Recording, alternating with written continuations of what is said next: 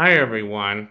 Welcome back to Old Time Rock and Roll. I'm your host, David Tear, where I've been featuring my personal top 3,000 songs of the rock era from 1954 to 1999. I usually do this every day.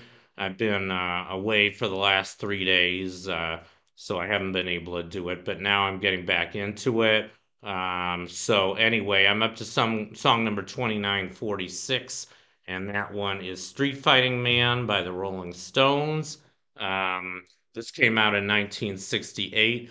I actually learned something new about this song. It turns out that it was released as a single in the United States in August of 68 in the aftermath of a lot of the riots that were going on at that time, especially at the Chicago Democratic National Convention.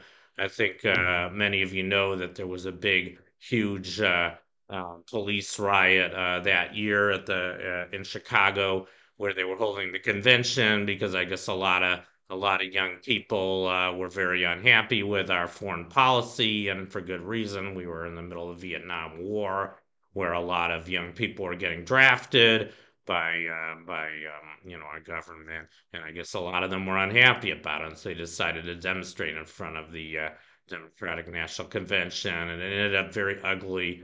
Police came and beat up a bunch of them, and they were on TV yelling, "The whole world is watching." I was only 6 years old when this was going on. I don't remember it firsthand, but I've read about it many times, and it was a very ugly thing. And I think it's a good thing we got out of Vietnam. But anyway, the Rolling Stones decided to capitalize on this song because they realized it was a prime. The words were completely different when the song first came out. I guess it was about rioting in London or something. And since they saw there were all these riots going on in the USA, they decided to change the words a little bit.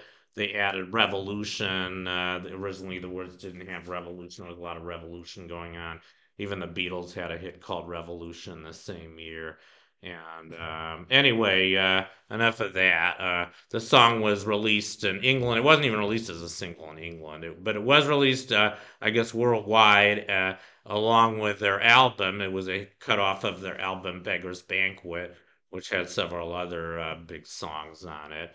And I think it's a good song. I mean, it's a pretty angry song. It's about rioting in the street, but it was very relevant to what was going on in America, and I think in a lot of the rest of the world as well, even though they weren't fighting the Vietnam War. I think people had a lot of things to be unhappy about in England at the same time.